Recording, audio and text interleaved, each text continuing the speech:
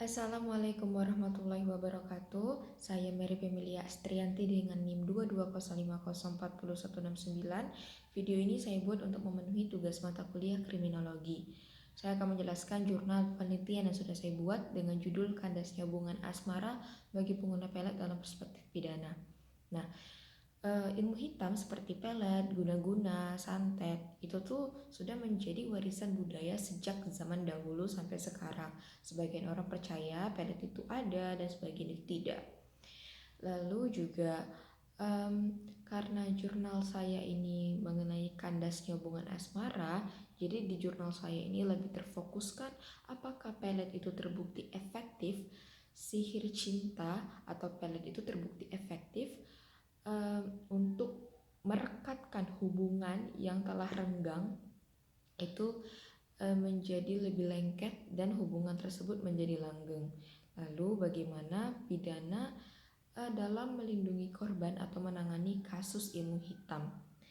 Nah, jadi metode penelitian di jurnal yang saya gunakan ini adalah kualitatif dan juga wawancara. Saya mewawancarai 3 informan yang sudah saya temukan, dan dari hasil wawancara tersebut, hasil wawancara yang sudah saya lakukan, bahwa ketiga informan ini itu menjawab tidak efektif.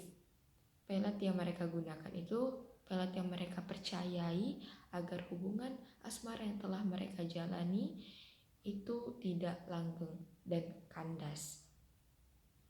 Nah, lalu sebenarnya untuk ilmu hitam terutama pelet, karena jurnal saya ini membahas pelet, itu tidak ada undang-undang khusus yang mengatur mengenai pelet. Nah, jadi memang untuk ilmu hitam, untuk korban yang dikenai pelet ini susah sekali untuk ditindaklanjuti kasusnya, karena memang ilmu hitam ini kan tidak kasat mata, non ilmiah dan tidak logis. Nah, jadi bagaimana pembuktiannya di ranah hukum, bagaimana korban membuktikan bahwa ia itu terkena pelet, ia itu terkena santet di depan hakim atau polisi. Dari jurnal yang saya baca, jadi seperti ini, mau tidak mau korban itu harus bisa membujuk atau bagaimana caranya agar pelaku ini mengakui perbuatan kejahatan yang telah dilakukan.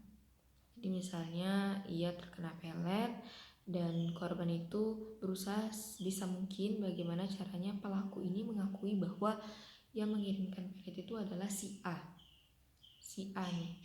Nah, jadi korban berusaha bagaimana cara si A ini mengakui ke depan hakim, ke pengadilan bahwa memang dia itulah orangnya.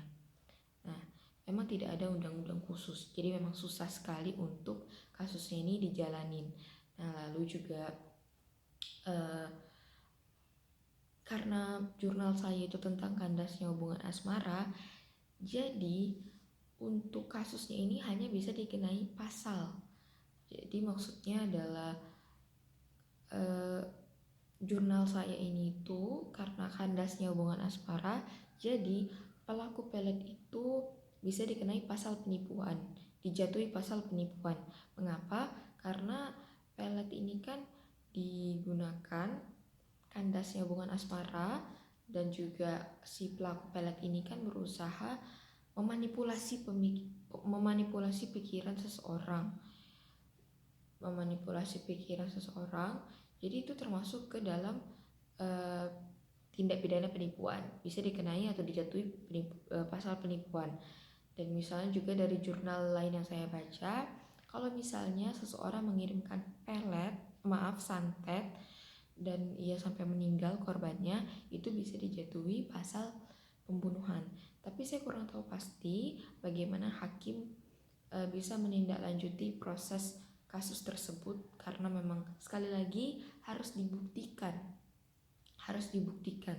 dan bingung juga ya bagaimana cara membuktikan ilmu hitam, karena memang dia itu tidak kasat mata, non ilmiah dan tidak logis.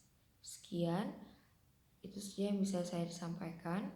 Maaf jika ada kekurangan dan kesalahan. Wassalamualaikum warahmatullahi wabarakatuh.